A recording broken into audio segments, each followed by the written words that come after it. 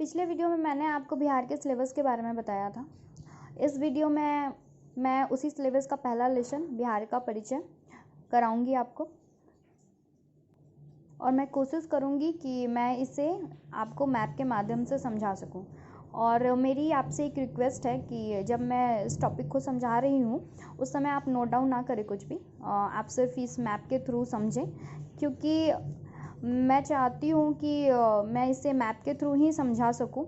और मैं वो क्वेश्चन समझाऊँगी जो मोस्ट ऑफ एग्ज़ाम में पूछे जाते हैं, बहुत ही ज़्यादा 70 to 80% पूछे ही जाते हैं।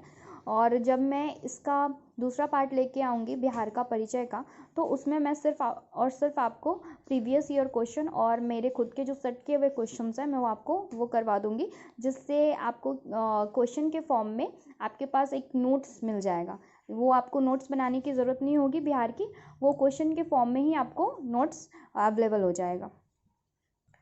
चलिए स्टार्ट करते हैं। देखिए, ये जो मैप है, आई होप ये अच्छा बन गया हो, क्योंकि मुझे मैपिंग उतनी अच्छी नहीं आती है, बट इसी पे स्टार्ट करते हैं। ये हमारा बिहार है, और इसके बीच से जो आप देख रहे हो ये बीचों बीच ये गंगा नदी है, ठीक है।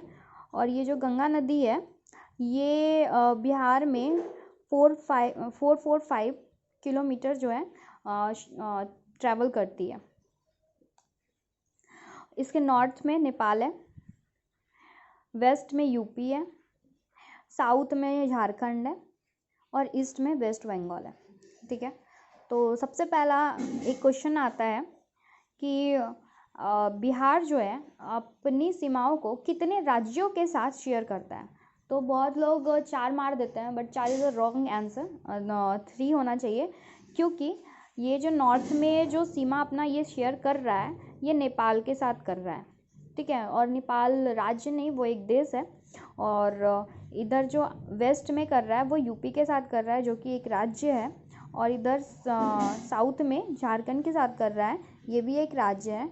और ये ईस्ट में वेस्ट बंगाल के साथ कर रहा है, जो कि राज्य है। तो जब भी ये क्वेश्चन आए कि जो बिहार है अपनी सीमाओं को कितने राज्य के साथ शेयर करता है, तो 3, और कितने देश के साथ शेयर करता है, तो 1, ठीक है। अब बात करते हैं बिहार की लंबाई और चौड़ाई की।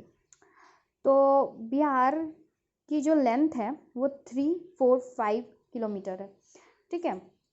बिहार की लंबाई जो है 345 किलोमीटर है।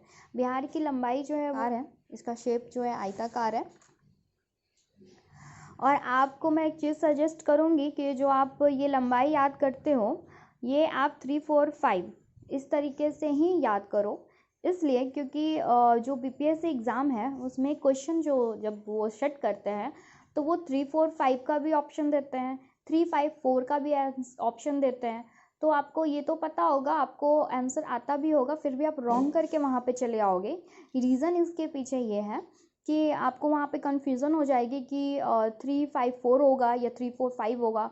वो एग्ज़ाम में क्या होता है कि टाइमिंग की थोड़ी प्रॉब्लम हो जाती है, तो वहाँ ऐसे कन्फ्यूज़न हो जाता है। तो आप इसे क्रम में ही याद करें, 345।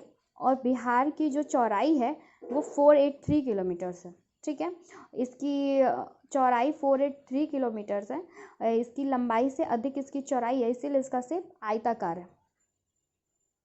अब बात करते हैं कि बिहार का नाम बिहार क्यों पड़ा।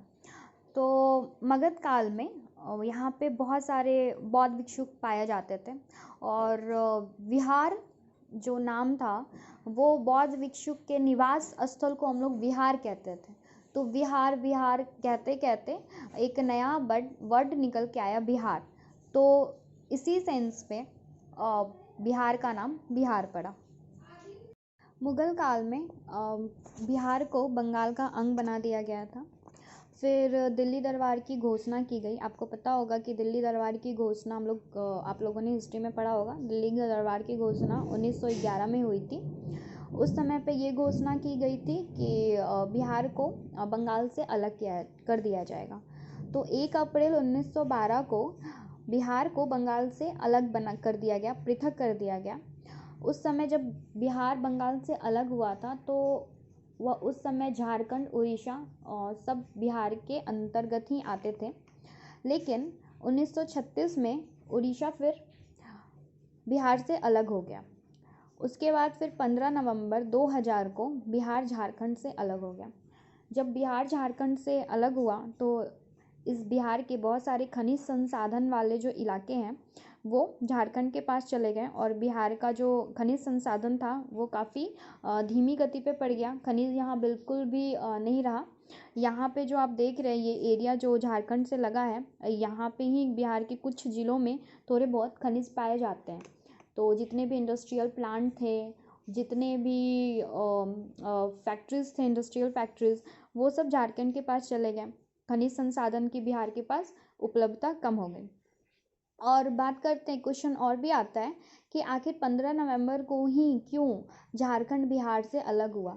तो 15 नवंबर को बिरसा मुंडा का जन्म दिवस है, जिस वजह से झारखंड ने ये तय किया था कि वो 15 नवंबर को ही बिहार से अलग होगा।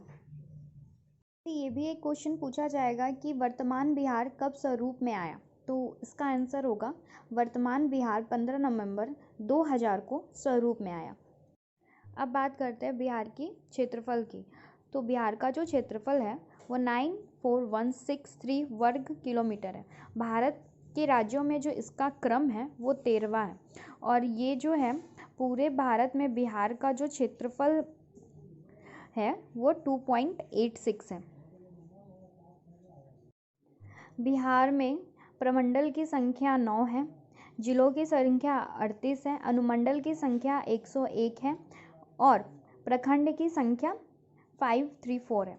बिहार में प्रमंडल की संख्या 9, जिलों की संख्या 38, अनुमंडल की संख्या 101 और प्रखंड की संख्या 543 है।